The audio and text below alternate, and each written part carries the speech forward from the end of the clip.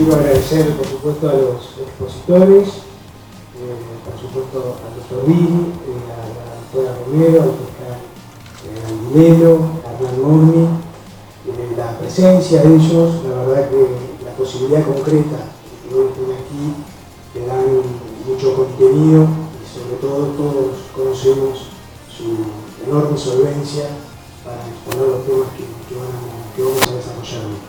También quiero agradecer la presencia de todas las autoridades que recién mencionaron, autoridades políticas, de gobierno, locales, municipales, provinciales. También quiero agradecer sobre todo a los vecinos de nuestra ciudad, realmente son los que le dan sentido a este tipo de encuentros, y ver un salón colmado como el de hoy nos entusiasma a ratificar este tipo de acciones.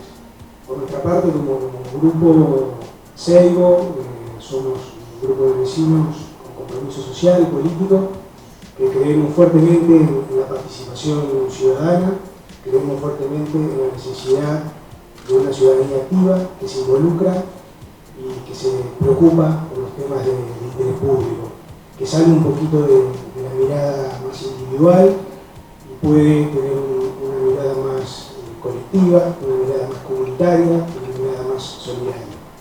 Y esa ciudadanía que estamos convencidos que debe estar formada, que debe estar instruida, que debe encontrar, más allá de la participación política a través de los partidos, también debe encontrar ámbitos para debatir, para formarse en temas que son de enorme interés público, como la charla que hoy vamos a tener. Así que, en ese sentido, como grupo venimos trabajando, y la verdad que este tipo de respuesta de los vecinos, del Poder Judicial, de dirigentes, la posibilidad de tener esta calidad de expositores, nos entusiasman y nos dan fuerza para redoblar ese esfuerzo.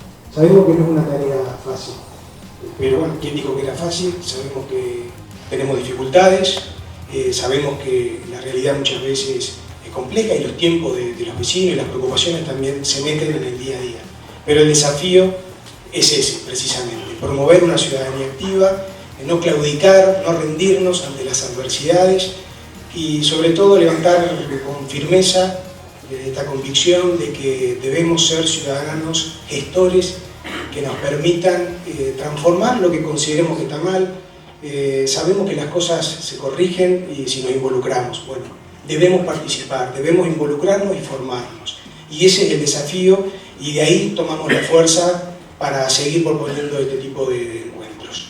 Gracias por participar, sé que de esta charla nos vamos a ir con mayores conocimientos, con mayores saberes, con más nutridos y ojalá que más allá de los conocimientos que podamos adquirir, ojalá se despierte en nosotros con mayor firmeza las ganas de perfeccionar todos los días un poquito más el accionar del Estado, el accionar y progresar en nuestras comunidades. Y también podamos contagiar a otros vecinos, para que sean otros también los vecinos que puedan sumarse a trabajar en conjuntos en el progreso de todas las comunidades, que creo que es el deber y el desafío que tenemos todos, más allá del rol político o institucional que nos toca ocupar. Los saludo, los abrazo y bueno, desde ya que los invito a seguir participando de este tipo de encuentros. Gracias. A continuación escucharemos la palabra del doctor Ignacio Pérez Núñez en nombre del Colegio de Abogados. Muy buenas tardes a todos, muy contentos con la convocatoria. La verdad que es un placer haber recibido esta invitación del contador Germán Grané a participar, nos convidó a participar de este evento que prácticamente organizó mayormente él. Nosotros simplemente nos encargamos de colaborar un poco con la discusión. Y bueno, la verdad que es un placer. Agradecer también especialmente al autor del proyecto de ley, que es Pemo Matavino. Él nos contará también a quién más hay que agradecer. Seguramente la ley no se aprueba sola, pero bueno, él nos dirá luego en alguna charla seguramente. Y bueno, hoy es esta charla debate que sirve un poco para acercar la ciudadanía al Poder Judicial, una oportunidad de hacer preguntas. La verdad que los temas que se van a tocar no son livianos, son todos pesados, eso me gustó ya desde el principio, así que tenemos expositores valientes. Y es también la presentación en sociedad del juez Hernán Viri, así que a él un aplauso y bienvenido.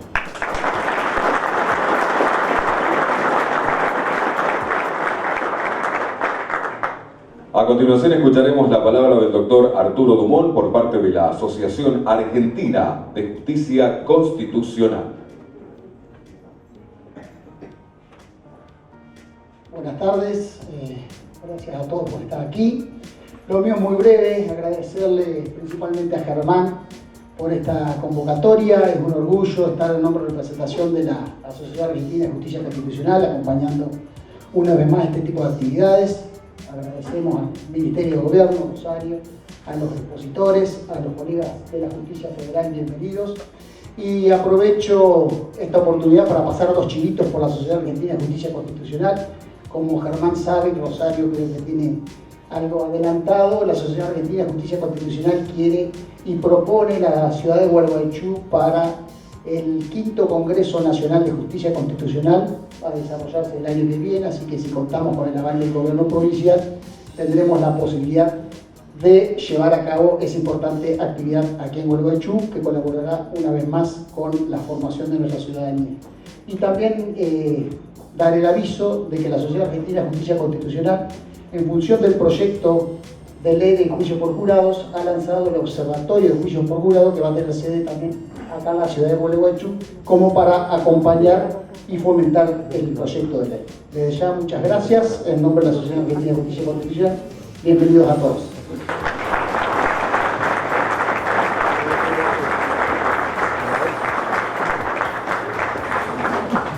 Comenzará el doctor Jorge Dilero, fiscal federal, abogado de la Universidad de Buenos Aires, posgrado en Administración de Justicia de UBA, fiscal federal a cargo de la Fiscalía Nacional en lo Criminal y Correccional Federal número 1, fiscal nacional electoral de primera instancia en Capital Federal y fiscal de la Cámara Nacional Electoral con competencia en todo el país, fiscal designado a cargo de la Unidad Funcional de Instrucción en el ámbito de la Agencia Nacional de Materiales Controlados, asesor permanente del proyecto global UNDOC, lucha contra el tráfico ilícito transnacional de armas de fuego.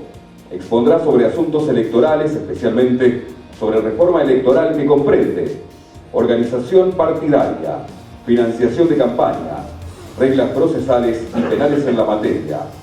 El doctor Dilero expondrá, junto al secretario de la Fiscalía Federal número 1, doctor Hernán Mogni, de su currículum, abogado y procurador de la Universidad de Buenos Aires, secretario de Fiscalía General de la Cámara Nacional Electoral y la Fiscalía en lo Criminal y Correccional Federal número 1 con competencia electoral de la capital. Diploma de Estudios Superiores Universitarios, Universidad de París, República de Francia, Consejo de Minoridad. Docente en la Diplomatura de Derechos Humanos, Políticas Especiales y Participación Popular de la Defensoría del Pueblo de la Ciudad. Disertante del proyecto Participación de los Jóvenes en los Procesos Electorales. Voto joven del Ministerio Público de la Nación. Adelante.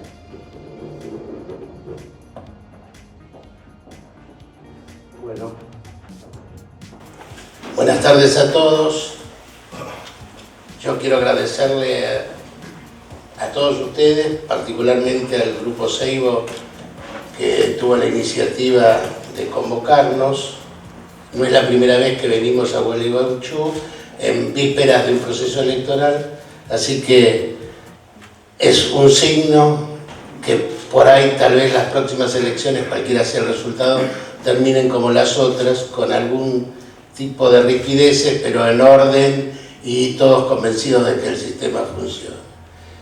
Un poco a raíz de todo lo que se ha generado estos días, hemos decidido con Hernán concentrarnos para que valga la pena y no diluir ni aburrir en cosas tan genéricas que son remanidas.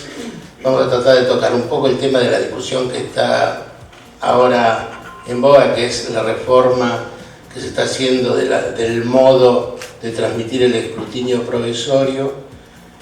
Repasar un poco qué diferencia hay entre ambos escrutinios provisorios y el escrutinio definitivo. Un poco la temática de la responsabilidad en ese sentido, y después Hernán, abuelo de pájaro, dos cosas que parecen ser las más relevantes de la reforma que se aprobó casi raspando la elección, que es la ley de financiamiento de los partidos, pero en realidad es una reforma muy completa que toca artículos de todo el sistema electoral. Nos vamos a concentrar en dos cosas. Una es cómo cambia el financiamiento y las responsabilidades, y dos, cómo cambia todo el proceso penal electoral. Lo digo así para que sea más claro, tiene otro nombre, pero bueno, en realidad, y además es la primera vez que se unifica todo esto. Voy a tratar de no hablar yo por lo menos más de 10-15 minutos, después me interrumpen lo que quieran, o si no lo armamos y debatimos al final. Estamos toda con gente, esto no es un lugar para aprender, sino un lugar precisamente para charlar entre pares, y con ese criterio es que pienso hablar. En realidad, el tema de los escrutinios y del sistema de voto es una temática que viene particularmente a partir del crecimiento de lo que hoy es Cambiemos en la ciudad, cuando el PRO toma el gobierno de la ciudad y se intenta o se empieza a digitalizar todo el sistema, buscando seguramente implementar la tecnología disponible para hacer más rápido el proceso de conocer el resultado electoral y de contabilizar. Nuestra ley tiene dos escrutinios. Uno, el denominado provisorio, que es un escrutinio informativo que se basa en los informes que tienen los telegramas de las actas que confeccionan las autoridades de mesa con la firma de los fiscales que están presentes, a veces muchos, a veces pocos, a veces ninguno, y que se da a un empleado de correo para que a su vez lo lleve lo más rápido que pueda a centros de distribución que tiene el correo argentino. La primera cuestión, que sería la diferencia, aclaro que no estoy opinando o calificando, sino describiendo para fijar de qué vamos a hablar. Si mal no recuerdo, las escuelas se constituyen en arriba de 11.000 puntos de transmisión y el correo creo que no llega a 500.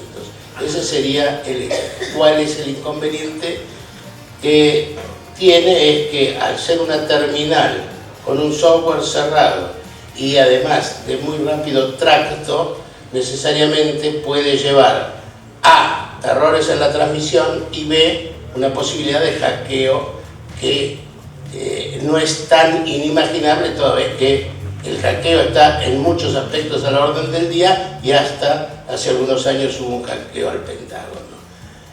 El otro sistema tiene posibilidad de error, porque en definitiva también se transmite desde el centro del correo, pero son mucho más concentrados, con personal más experimentados y además con un hábito de uso que es una garantía del conocimiento en el manejo. Por último está el escrutinio definitivo, que en general arroja ligeras variantes con respecto al escrutinio provisorio, porque en realidad solo se abren aquellas urnas que están recurridas, impugnadas, en fin. Ahora bien, yo diría que desde el año 2013 o 2011 es recurrente que el Challenger empiece a acusar de fraude al oficialismo. En el 2015 fue cuando estaba en el gobierno del Frente por la Victoria, en el 2017 fue Unidad Ciudadana, y ahora algunos sectores de la oposición. La primera cuestión es que si hablamos de posibilidad de errores es distinto si hablamos de posibilidad de fraude. Y la verdad que con honestidad el sistema argentino es un sistema analógico, a pedal, antiguo, pero tiene una gran cosa que es la cajita que es la urna con los votos. Ahí, si hay problemas, se pueden contar. Es más, en el año 2015 en las PASO hubo un gran cuestionamiento de Cambiemos y del ingeniero Solá sobre el problema de que había habido fraude. En el caso de Cambiemos denunciaba en todo el país que había habido problemas de robo de urnas, de apriete, de faltantes de boletas, y en el caso del ingeniero en la provincia de Buenos Aires. La posición de la Fiscalía, contrario censo de la Cámara Electoral, fue abramos todas las urnas. Y es la posición que si la cuestión sigue discutiéndose, va a tomar la Fiscalía. Bueno, ¿qué está en juego? La credibilidad del sistema. Entonces, cuando lo que está en juego es la credibilidad del sistema, mucho más importante que el resultado es que la gente confíe, es que quien diablo sea que haya ganado indiscutiblemente. Porque si lo que se discute es quién ganó, el problema es de muy difícil resolución. En realidad, los problemas que ha habido en la prueba, se va a hacer un nuevo problema, es que la verdad que la transmisión de datos anduvo bastante mal. Pero también es claro que toda puesta en marcha de un sistema técnico requiere un sistema de prueba y error. Ahora hay un nuevo análisis, una nueva prueba el día 20 de julio, el Día del Amigo, y finalmente la Fiscalía ha decidido que van a ir el doctor Mogni y la doctora Bacaterán en calidad de observadores, porque el problema es que nosotros finalmente después somos parte y queremos acumular datos pero no opinar. Esa es básicamente la característica del problema del escrutinio. Ahora, en realidad es imposible, si mal no recuerdo, Alemania e Inglaterra volvieron del sistema electrónico al sistema de papel. El sistema de papel es prácticamente invulnerable. Se ha dicho, bueno, a ver, se ha dicho que hay corrida de boletas en La Matanza, puede ser, que hay patoteo, puede ser, que roban urnas, han quemado urnas. Yo creo que ustedes recuerdan el caso de un candidato en Catamarca que se llevó las urnas y le prendió fuego. Pero bueno, pero eso no altera el resultado. A valores del año 2015, cualquiera de las provincias del interior profundo, como puede ser Catamarca, La Rioja o del sur lontano, no llegaban al 2% del padrón la sumatoria de votos. O sea, que si alguien tuviera la posibilidad de fraguar un resultado donde se llevaran todas las urnas y la cambiaran por un voto uniforme, en el resultado no llegarían al 2%.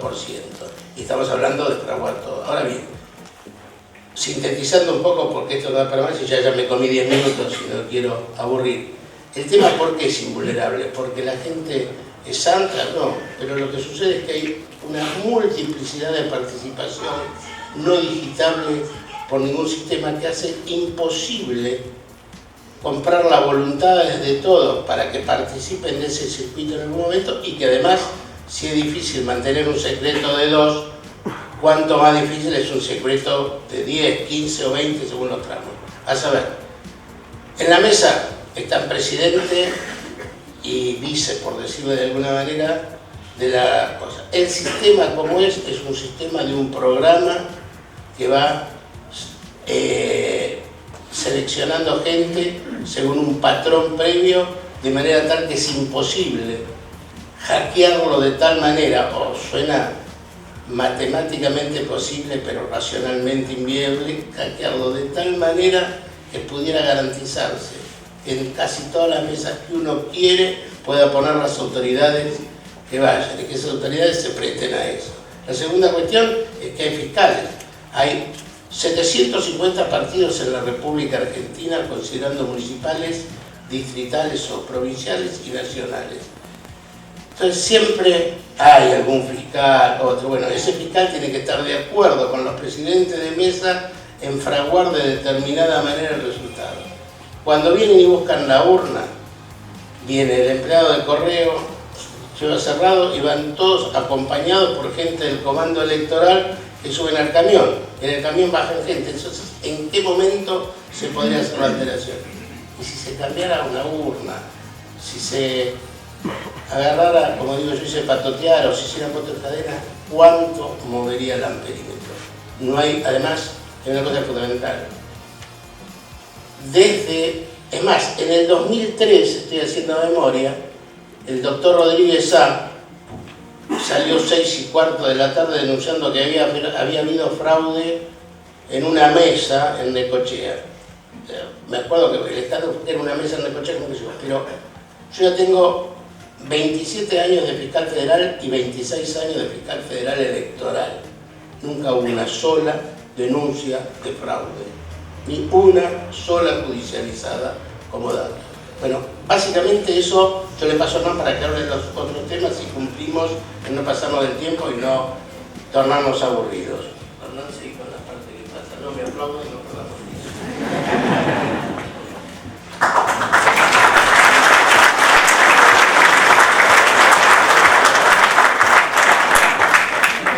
Bueno, buenas tardes. Gracias por la invitación. Realmente es un gusto. Y sobre todo hablar de este tema de financiamiento, ¿no? Porque parece que se viene hablando de que los partidos políticos son en definitiva un canal utilizado muchas veces para distintos ilícitos. Y en realidad la ley y todo el avance que ha tenido con las nuevas legislaciones y la última, creo que ha hecho que en definitiva se pueda hacer un seguimiento concreto de los aportantes que antes no existían. Entonces, me parece que está bueno no demonizar a las agrupaciones políticas con el financiamiento, sino preocuparse en que los controles se lleven a cabo. Que si hacemos esos controles, creo que va a estar cumplido el fin que tuvo la última reforma de la ley 27.504. ¿Qué es lo que pasa? El financiamiento de los partidos políticos ha sido siempre la preocupación del Estado.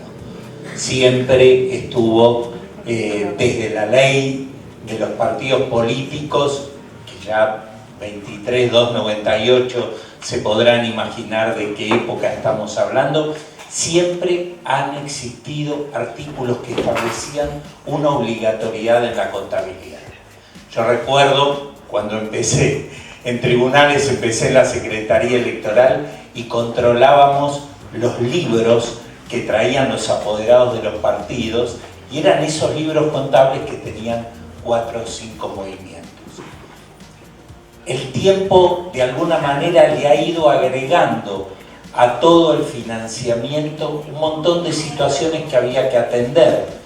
No se podían utilizar cualquier cuenta, porque si no los partidos, el apoderado manejaba una cuenta, el presidente de la agrupación, el primer candidato manejaba otra. Se estableció la cuenta única partidaria y entonces, por lo tanto, todos los aportes deberán realizarse ahí, a través de esa cuenta. Teníamos otro inconveniente, que era, en definitiva, bueno, podía aportar cualquiera. Entonces empezamos con el tema de los aportes anónimos. Bueno, quien, ponía plata para la campaña de determinado candidato. Y bueno, había una cifra negra respecto de los aportes que había. Hoy se estableció cómo se van a hacer los aportes utilizando medios que tienen que ver con la bancarización. Tarjetas de crédito, transferencias bancarias, depósitos bancarios. Lo único que deja la ley en una cuestión de aproximación son los servicios en especie, que son de alguna manera aquellos que prestan algún tipo de afiliado o algún profesional que quiere colaborar desde ahí con la agrupación, pero tiene un límite que hoy está cerca, creo que de los 5.000 pesos. Con lo cual el resto está bancarizado. Una vez que se realiza el aporte, voy medio rápido para cumplir con el tiempo, una vez que se realiza el aporte, todo ese control o esos informes o extractos bancarios serán entregados a la justicia para su control. Ahí intervendrá el cuerpo de auditores de la Cámara Nacional Electoral, que tendrá 90 días para realizar el control de lo que es el financiamiento de las agrupaciones. Este control como su nombre lo indica, tiene una cuestión de auditoría. A la Cámara no le importa quiénes son los aportantes en tanto y en cuanto hayan cumplido con los límites correspondientes, lo hayan hecho conforme lo establece la cuenta única bancaria y demás requisitos, y así es donde se determinará cuál ha sido el origen de los fondos, cómo se han depositado. Luego tenemos, conforme lo dice la Constitución Nacional en el artículo 38, los partidos o el Estado garantizará la publicidad del origen y destino de los fondos de las agrupaciones políticas. Con lo cual tenemos ya el origen, ahora nos queda después el destino. Ese es lo que va a cumplir la auditoría. Saber en qué se destinaron los dineros que a través de los distintos canales de ingreso que ha tenido a la cuenta partidaria, y luego los responsables económicos partidarios le han dado como destino. ¿Qué es lo que estableció la ley? Anteriormente se establecía que, bueno, el responsable de alguna manera tenía que ver con la autoridad partidaria. Nuevamente, una reforma sobre la ley de financiamiento entendió que debía fijarse la figura del responsable económico financiero. Y así se estableció. Y estableció como una obligación de 2 personas que estén efectivamente designados como responsables para las campañas.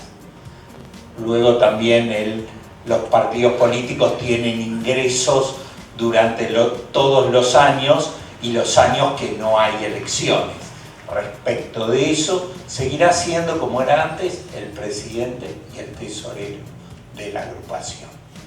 En eso no ha modificado. Sí, la ley le ha dado una responsabilidad a los, valga la redundancia, responsables económicos financieros. Y sobre eso son los que en definitiva van a tener la responsabilidad en caso de que el mismo o que no se pueda determinar esto que, vuelvo, la Constitución se preocupa en el origen y destino de los fondos. ¿Cómo es este proceso? En determinado momento no había un proceso establecido, la ley 26.215, que era la de financiamiento, y su anterior, habían establecido que iba a haber una multa para el responsable económico financiero que no cumpliera con esta obligación. ¿Qué pasó?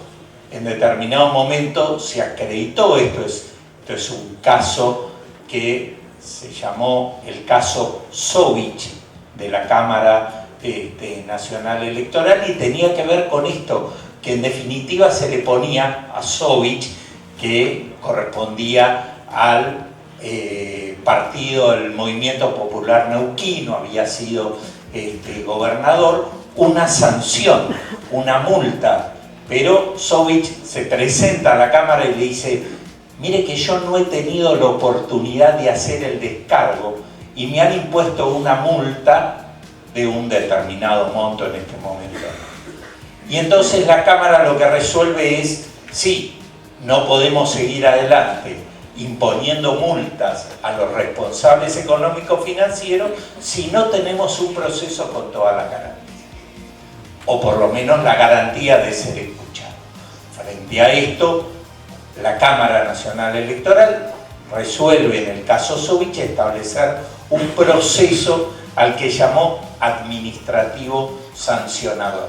Tiene una primera parte, no quiero confundirlos mucho, en todo lo que tiene que ver de la parte de un proceso casi penal, donde se lo escucha a la persona, aporta prueba, todo lo lleva adelante el Ministerio Público.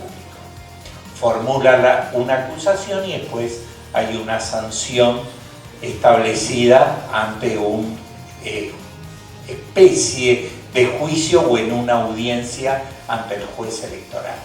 ¿Qué tiene que ver el elemento determinante del fallo Sovich que tenía era la cuestión de respetar la especialización de la justicia electoral?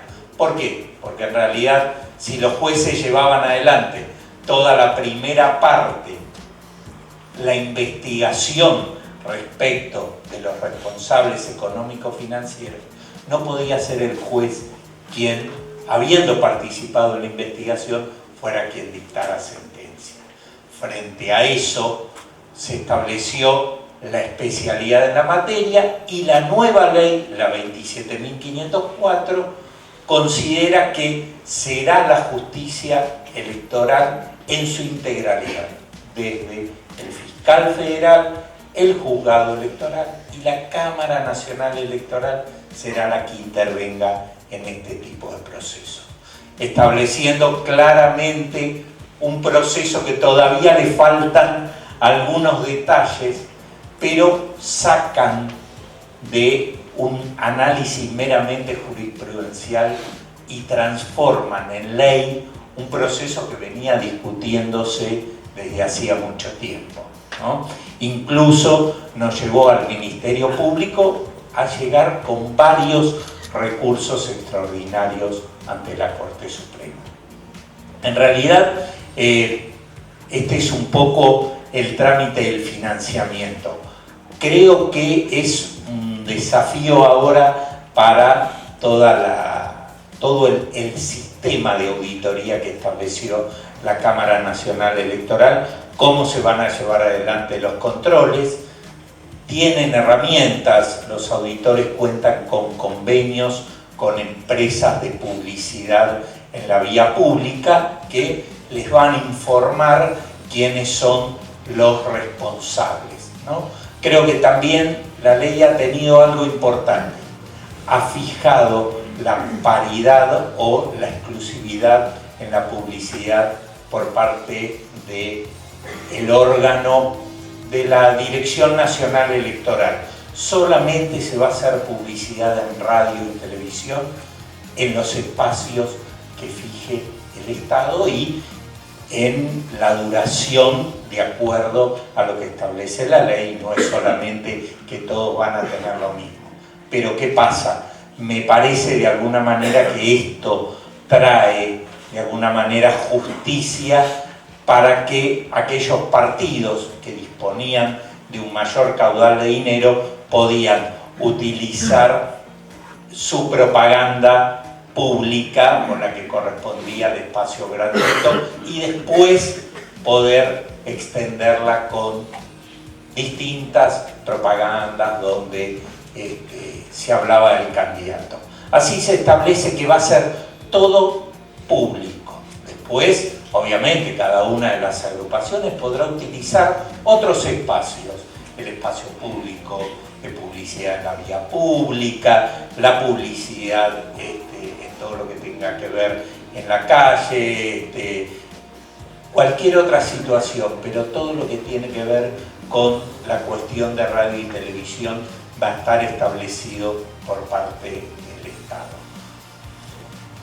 La posibilidad de que seguramente ustedes se pregunten, bueno, pero igual esto va a solucionar la cuestión de todo lo que dice, no, que si hay la cifra negra de los aportes.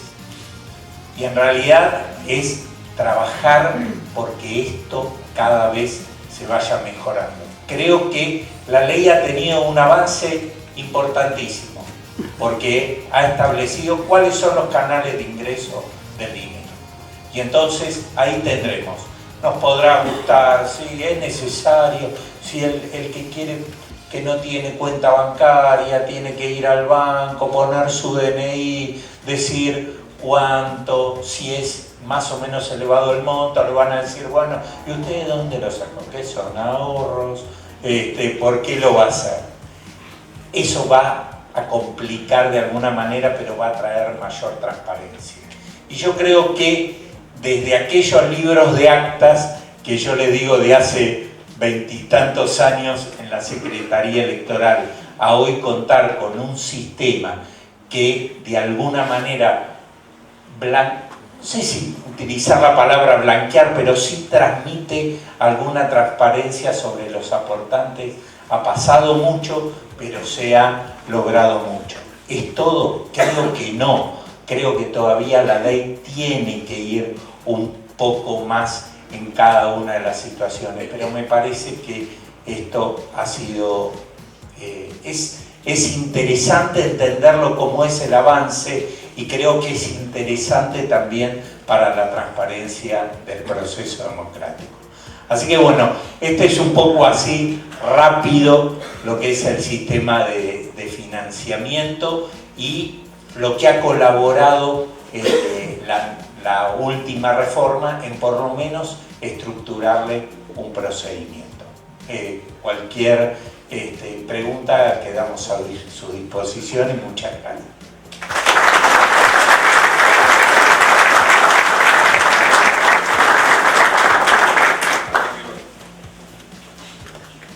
A continuación, la palabra de la ministra de Gobierno y Justicia, doctora Rosario Romero, diputada provincial en el periodo 2011-2017, secretaria de Planificación de la Municipalidad de Paraná, del 2009 al 2011, secretaria de Gobierno de la Municipalidad de Paraná, periodo 2007-2009, convencional y vicepresidenta de la Convención Provincial Constituyente 2008, diputada nacional en el periodo 2003-2007, profesora de la Cátedra de Derechos Humanos de la UADER, año 1998 hasta el 2011, profesora de Derecho Procesal Penal en la Escuela de Oficiales de Policía, periodo 1997-1998.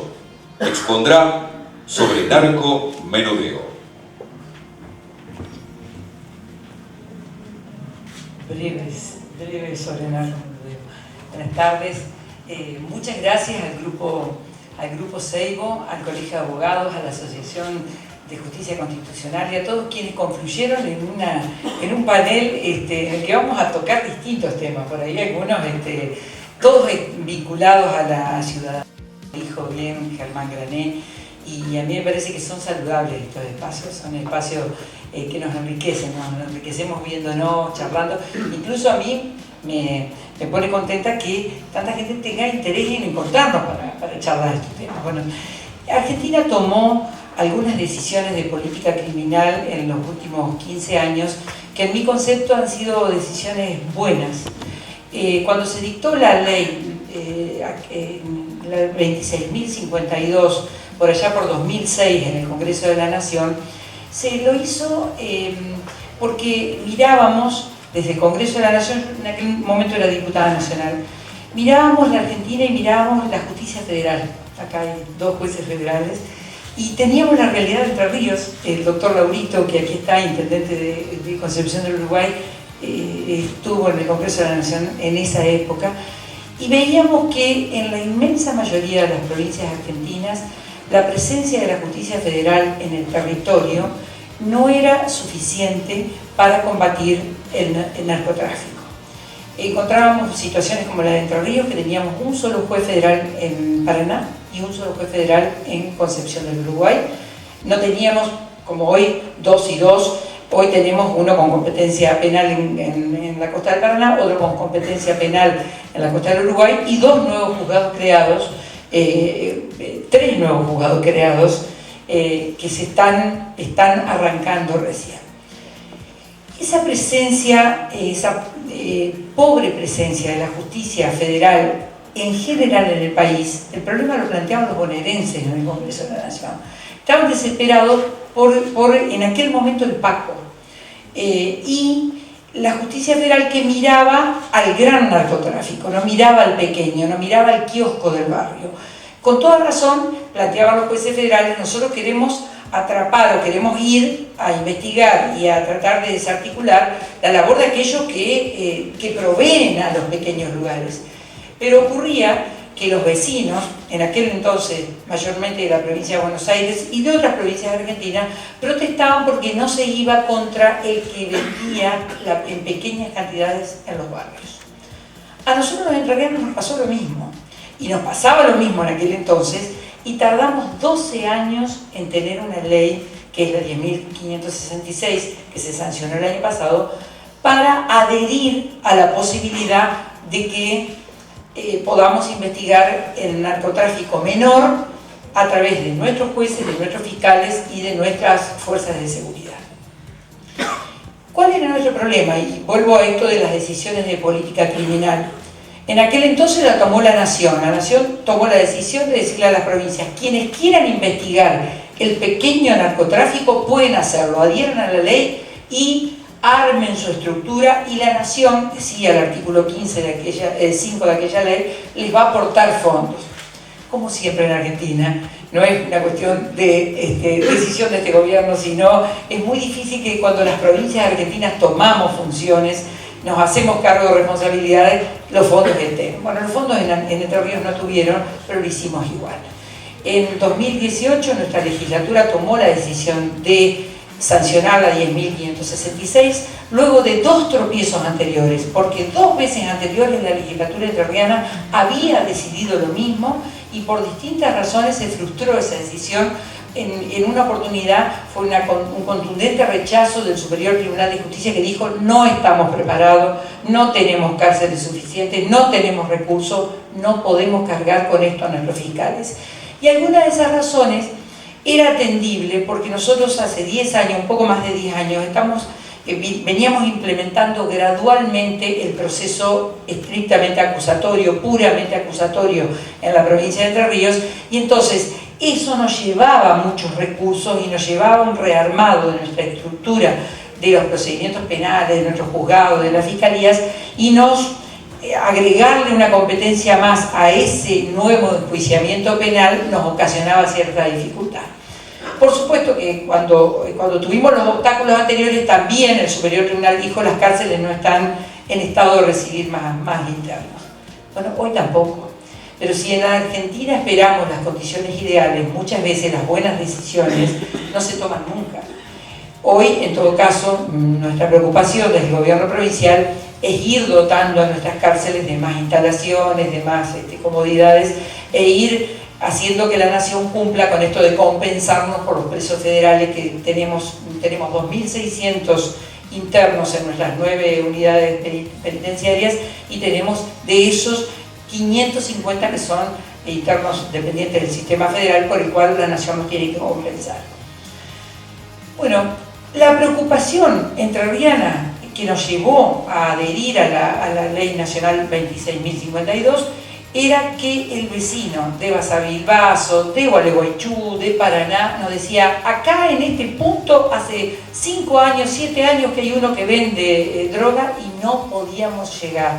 No porque los jueces estuvieran en mala disposición, porque tenían el criterio de la macro, del criterio del narcotráfico grande. Y decían los jueces federales, con sus razones, hemos conversado mucho con ellos en este proceso, que se iban contra el vendedor del kiosco, malograban la investigación para atrapar al mayor. ¿Qué nos pasó con la sanción? Hemos hecho un proceso, yo considero un proceso bueno que podemos exhibir en Entre Ríos, un proceso virtuoso, porque lo primero que hicimos fue prepararnos para la implementación, para no chocar con cuestiones de competencia, con cuestiones para que las labores de las fuerzas de seguridad de la Nación no chocaran con la policía de la provincia o con los fiscales de la provincia. Hicimos una serie de encuentros preparatorios, trabajamos con el juez de Concepción del Uruguay, con el juez de Paraná, con los fiscales. Hicimos esa labor donde conversamos incluso los problemas de competencia que podía haber. Esto fue antes de la implementación de la ley. Definimos en mesas de trabajo, en encuentros, criterios de política criminal. Nosotros dijimos desde la provincia con toda claridad: no vamos a ir contra el adicto, no es esa la vocación de Entre Ríos cuando adhiere a la ley. Queremos cerrar aquel centro de venta en el barrio, que es el que está malogrando la vida de familias entrerrianas y que nos reclama la ciudadanía. Esos criterios los definimos, y definimos con la Justicia Federal y con todas las fuerzas, Gendarmería, Policía, que acá están distintas fuerzas nacionales y fuerzas provinciales, Policía Federal, definimos aspectos operativos, estableciendo una suerte de protocolo unificado para la actuación de las fuerzas de seguridad. Las fuerzas de seguridad se avisan, tenemos diálogo entre la justicia provincial y la justicia federal y entre los fiscales provinciales y los fiscales federales, al punto tal que hemos tenido 0 problemas de competencia. La verdad que no hemos tenido ni un problema de competencia, no estamos discutiendo en nuestros tribunales, en nuestras instancias de apelación, ninguna cuestión de competencia. Yo creo que ese diálogo sirvió y sirvió mucho, ese trabajo previo. Laboratorios, equipamiento, las capacidades instaladas en el gobierno de la provincia, sea las que tiene Gendarmería, las que tiene Policía Federal o las que tiene la Policía de Entre Ríos, las compartimos. No somos un país rico como para replicar en nuestros laboratorios el mismo equipamiento. Compartimos, las distintas fuerzas de seguridad comparten, las distintas justicias comparten en Entre Ríos ese equipamiento para hacer el análisis de la sustancia, para hacer relevamiento vinculado con la cuestión criminalística. Eso viene estando bien. Y el proceso para la destrucción de estupefacientes incautados es un proceso en el que colaboran la Nación con la provincia. De hecho, se han hecho destrucción de estupefacientes en Santa Fe y hemos mandado estupefacientes de Entre Ríos a destruir en Santa Fe. Tenemos una empresa que está contratada por el Estado de Entre Ríos en Concordia y tenemos la voluntad de acumular y mandar a esa empresa de Concordia. Por supuesto que tengo números que la policía muy prolijo me ha pasado, son números más que interesantes de la cantidad de juicios que ya tenemos con sentencia. El proceso abreviado es aceptado por el acusado de algún narcomenudeo, es muy aceptado, y en virtud de normas procesales muy buenas que tenemos en Entre Ríos, hemos consolidado un sistema, lo dice la ley 10.566, que todos aquellos dineros y bienes recuperados por los delitos de narcomenudeo, los que tenemos sentencia firme, van en un 50% a la policía y el otro 50% van en un porcentaje igual al Ministerio de Desarrollo Social y al Ministerio de Salud y al COPNAF, que es nuestro organismo de protección de niñez y adolescencia. Eso ya lo tenemos en práctica, hemos hecho por decreto una reglamentación de la distribución de los bienes, tenemos un registro de los bienes que van ingresando y que ya estamos repartiendo, hicimos abrir a los distintos ministerios una cuenta especial y ya hemos entregado autos, hemos entregado equipamiento, hemos entregado tecnología, hemos entregado motos, hemos entregado bienes que en juicios abreviados son cedidos o son decomisados por la justicia entrerriana a los destinatarios que previó la ley 10.556. Y acá hay legisladores que participaron activamente en el debate. Fue un debate que no fue sencillo en Entre Ríos porque había legisladores que se oponían, había legisladores que decían que íbamos a ir contra el pequeño, que íbamos a ir contra el que tiene un problema de adicción. Es decir, hubo razones que esgrimieron algunos legisladores por los cuales se negaban a votar la ley, pero mayoritariamente todas las fuerzas políticas, no diría unánimemente, pero mayoritariamente se votó la ley y viene funcionando y bien. Por último, y resumiendo, porque estoy en el tiempo que adjudicado, quiero decir que estas dos decisiones, la decisión de la Nación, que fue una decisión de política criminal, de permitir que las provincias investigáramos el narcomenudeo, y la decisión de varias de las provincias argentinas que nos hicimos cargo de esa responsabilidad, creo que fueron buenas decisiones de política criminal. Y tengo para mí que a veces a veces estamos lentos en estas decisiones y poco prácticos. Yo creo que tenemos que ir más rápido que las formas en las cuales evolucionan los delitos, las modalidades delictivas.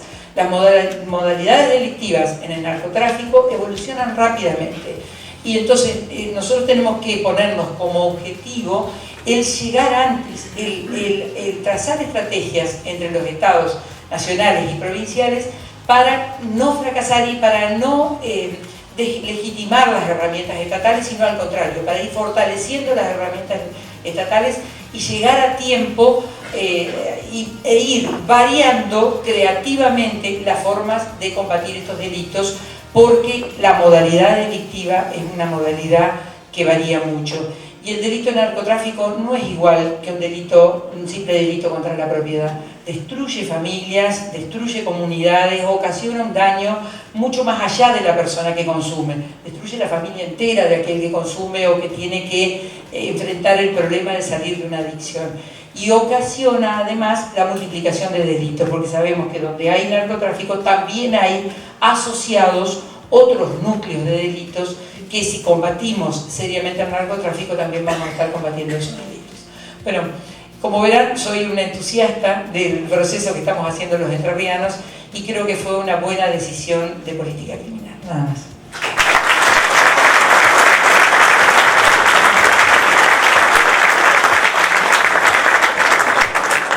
A continuación escucharemos la palabra del señor juez federal de Gualeguaychú, el doctor Hernán Viri. Es juez titular del Juzgado Federal de Primera Instancia de Gualeguaychú. Actualmente se encuentra a cargo del Juzgado Penal número 2 de Concepción del Uruguay. Abogado recibido en la Universidad de Buenos Aires, cuenta con un posgrado en la especialización de Derecho Penal realizado en la Universidad de Palermo. También completó la carrera de formación para magistrados dictado por la Escuela Judicial del Consejo de la Magistratura del Poder Judicial de la Nación. Fue profesor en la Facultad de Derecho de la Universidad de Buenos Aires, Universidad de San Isidro, Universidad de San Martín, profesor adjunto en la Universidad Católica de Salta y jefe de trabajos prácticos en la Universidad de Morón. Es autor de varias publicaciones referidas al derecho penal y procesal penal. Expondrá sobre intervención de las comunicaciones telefónicas en el Código Procesal Penal de la Nación. Bueno, antes que nada quería saludar a todos, agradecerles en especial los saludos, los buenos deseos. El Juzgado Federal de Gualeguaychú se va a estar poniendo en marcha en breve. Estamos ya en la última etapa, más burocrática que otra cosa, pero bueno, depende del Consejo, de la Corte, pero en muy poco tiempo ya va a estar en funcionamiento. Actualmente, como recién decían, estoy a cargo del Juzgado Federal 2 de Concepción del Uruguay. Es un juzgado que está vacante, razón por la cual la Corte le comunicó a la Cámara Federal de Paraná mi situación y la situación del juzgado este vacante, y la Cámara Federal de Paraná me designó a cargo del Juzgado Federal 2 de Concepción del Uruguay. Estos me preguntaron mucho cuando estaba entrando y mucha gente de la ciudad. Yo vivo con mi familia en Gualeguaychú, estamos instalados acá. Siento esta ciudad como mía, es una ciudad hermosa y la idea es que la justicia federal sea cercana a la gente. La idea es colaborar en otorgar una mayor seguridad jurídica, en otorgar o hacer lo posible para que haya una mayor seguridad para la población y sobre todo yo soy de la idea y estoy convencido que el Poder Judicial, el juzgado, es un servicio de justicia y como tal tiene que ser cercano a la gente y sobre todo dar solución a los problemas de la gente. Dicho esto, voy a abordar el tema de las escuchas telefónicas.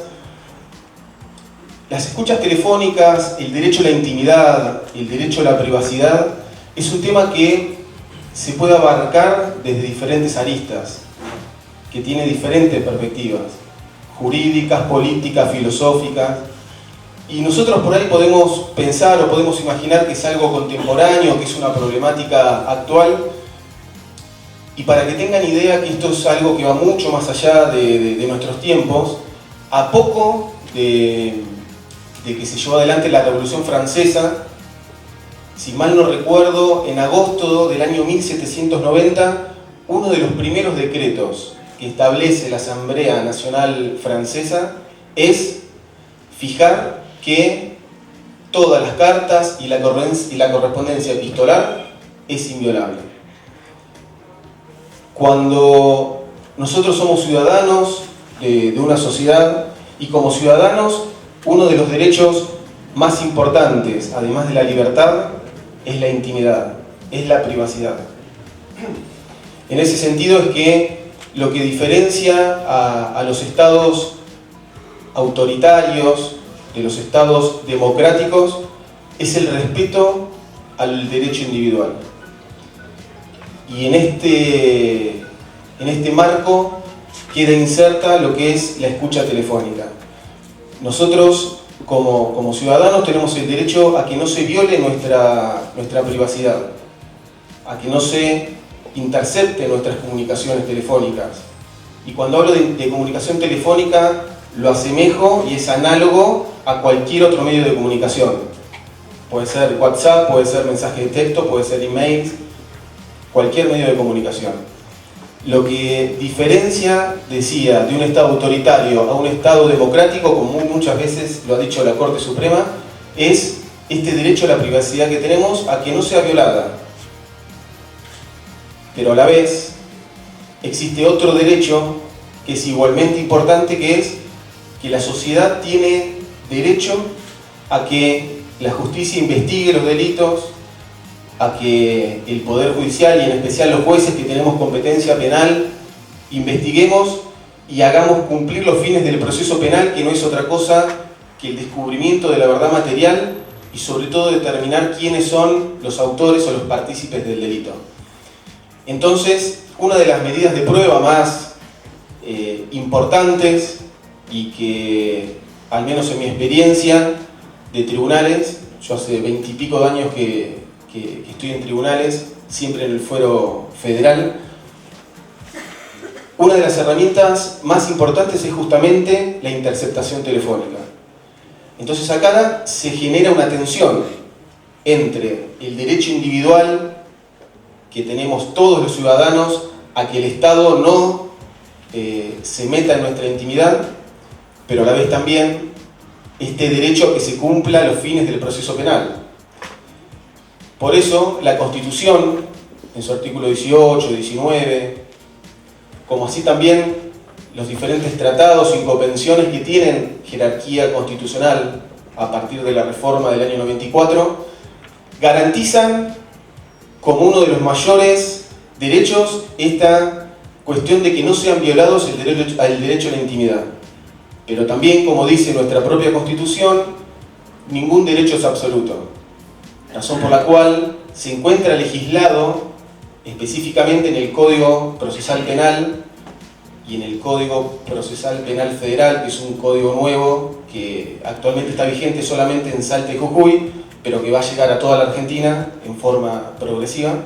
Están legislados en qué momento y de qué manera y bajo qué circunstancias, si un juez que tenga competencia y jurisdicción, que funde debidamente por qué va a intervenir el teléfono, que haya y que se verifiquen los principios de idoneidad, necesidad y proporcionalidad, recién ahí va a ser válido que se intervenga un teléfono. Y ustedes pueden pensar, bueno, tampoco es tan grave intervenir un teléfono. La intimidad es una de las cosas que a los ciudadanos nos tiene que preocupar más, porque, como les dije antes, sacando la libertad, no hay otra cosa que protejamos más, que es que violen nuestra intimidad. La Corte tiene infinidad de fallos y no quiero ahondar en eso porque los voy a aburrir y sería demasiado técnico. Después, si quieren, pueden preguntar y lo podemos ver. Pero hay un fallo que es muy importante, que es el fallo 40, que marcó un antes y un después en cuanto a la fundamentación de los autos que dispone la intervención telefónica. No basta con que solamente haya una mera sospecha. No basta con que alguien suponga que determinada persona puede haber participado en un delito. El juez, para intervenir un teléfono, tiene que fundadamente demostrar qué lo lleva a suponer que esa persona participó de un delito. Y esto es tan así que en mayo de este año, desde la ONU, vino un relator de una comisión especial de la ONU para verificar cómo es el proceso en Argentina de las interceptaciones telefónicas.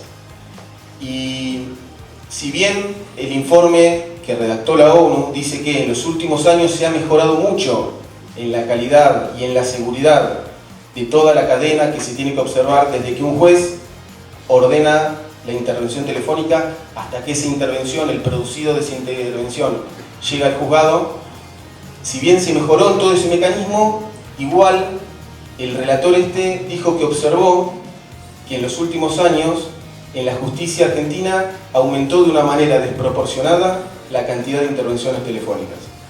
Somos uno de los países en los que hay mayor cantidad de intervención telefónica y a raíz de esto generó que hace pocos días la Corte Suprema sacara una acordada. La acordada es la 17/19, en la que hace un poco este análisis, expone esto que yo le estoy diciendo y nos instruye a los magistrados, y en especial a los magistrados que tenemos competencia penal, en que pongamos especial atención en observar estos preceptos constitucionales, en que pongamos especial atención en tener los principios de que para intervenir un teléfono tiene que darse estos principios de necesidad, proporcionalidad, de que hay que buscar otros medios alternativos y no directamente intervenir un teléfono. Y sobre todo, la Corte exhorta al Consejo de la Magistratura y al Congreso de la Nación a que se adopten medidas para garantizar la custodia del material producido.